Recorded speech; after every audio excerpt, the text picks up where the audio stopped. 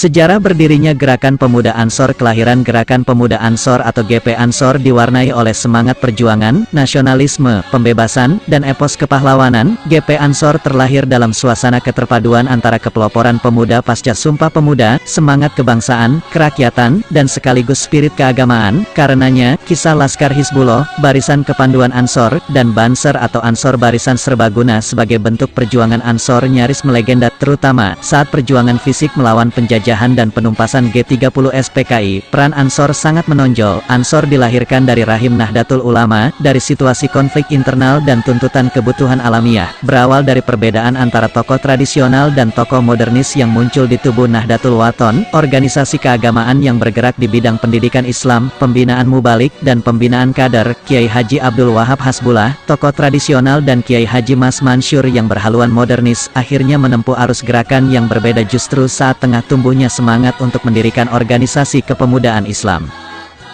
2 tahun setelah perpecahan itu, pada 1924 para pemuda yang mendukung Kiai Haji Abdul Wahab yang kemudian menjadi pendiri Nahdlatul Ulama membentuk wadah dengan nama Syubanul Watan, Pemuda Tanah Air. Organisasi inilah yang menjadi cikal bakal berdirinya Gerakan Pemuda Ansor setelah sebelumnya mengalami perubahan nama seperti Persatuan Pemuda Nahdlatul Ulama atau PPNU, Pemuda NU atau PNU, dan Ansarun Nahdlatul Ulama atau ANO. Nama Ansor ini merupakan saran Kiai Haji Abdul Wahab, ulama besar sekaligus guru besar kaum muda saat itu, yang diambil dari nama kehormatan yang diberikan Nabi Muhammad SAW kepada penduduk Madinah yang telah berjasa dalam perjuangan membela dan menegakkan agama Allah. Dengan demikian ANO dimaksudkan dapat mengambil hikmah serta tauladan terhadap sikap, perilaku, dan semangat perjuangan para sahabat Nabi yang mendapat predikat Ansor tersebut. Gerakan ANO, yang kelak disebut GP Ansor, harus senantiasa mengacu pada nilai-nilai dasar sahabat Ansor, yakni sebagai penolong, pejuang, dan bahkan pelopor dalam menyiarkan, menegakkan, dan membentengi ajaran Islam. Inilah komitmen awal yang harus dipegang teguh setiap anggota ANO, GP Ansor. Meski ANO dinyatakan sebagai bagian dari Nahdlatul Ulama, secara formal organisatoris belum tercantum dalam struktur organisasi Nahdlatul Ulama.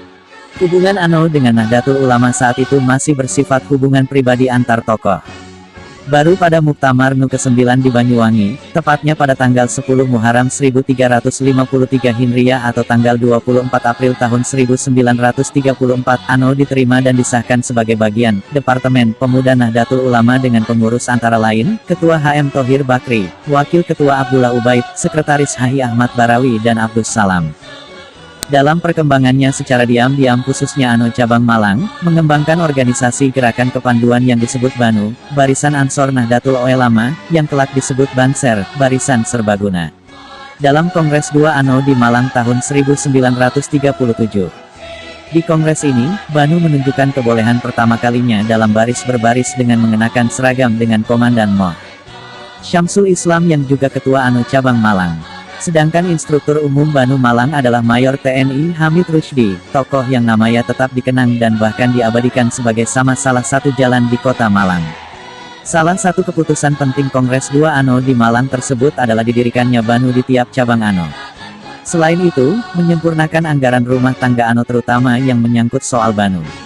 Pada masa pendudukan Jepang, organisasi-organisasi pemuda diberangus oleh pemerintah kolonial Jepang termasuk ANO.